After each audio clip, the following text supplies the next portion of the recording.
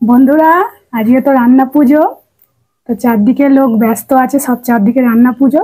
তো আমি রান্না পুজোয় ব্যস্ত নেই, কারণ হচ্ছে তোমার দাদাভাই কালকে বিশ্বকর্মা পুজো। তোমার দাদাভাই পাথরের কাজ করে, যন্ত্রপাতি তো সব পরিষ্কার করতে হবে। সব পুজো সবই ফল টল আনা হয়েছে, ফ্রিজে সব আছে। ঠিক আছে, দেখতেই পাচ্ছ ফ্রিজের মধ্যে সব ফল নিয়ে আমিও ব্যস্ত আছি। মানে ইলিশ মাছ এনেছে তোমার দাদাভাই, দেখতেই পাচ্ছ ইলিশ মাছ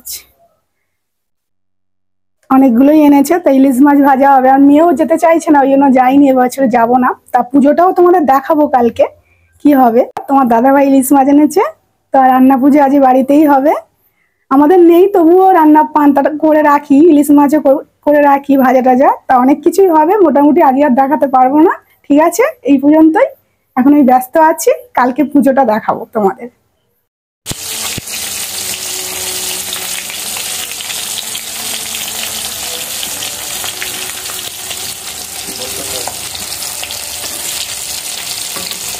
বন্ধুরা, দেখতেই পাচ্ছ এখন মাছ ভাজছি, ইলিশ মাছ ভাজা হচ্ছে।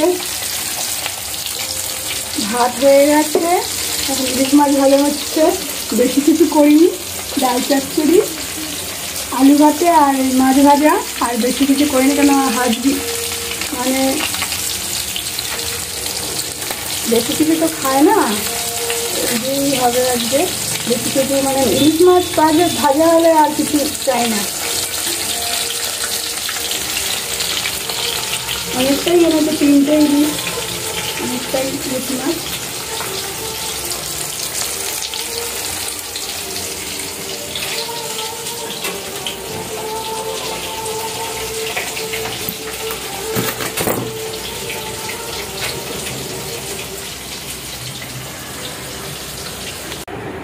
দেখতে পাচ্ছ বন্ধুরা, কত ইলিশ মাছ ভাজা, দেখতেই পাচ্ছ।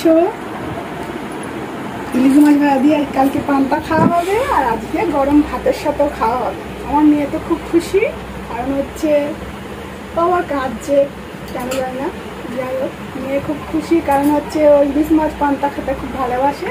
আমাদের রান্না পুজো নেই, কিন্তু তবুও আমি ঘরে করি, কেননা কালকে সারাদিন পুজো নিয়ে ব্যস্ত থাকি, ওই নিয়ে কারোর বাড়ি যাওয়া হয় না। দেখতেই পাচ্ছ। ঠিক আছে, কালকে পুজোটা দেখাবো, কি কি করবো তাও দেখাবো। ঠিক আছে, বাই।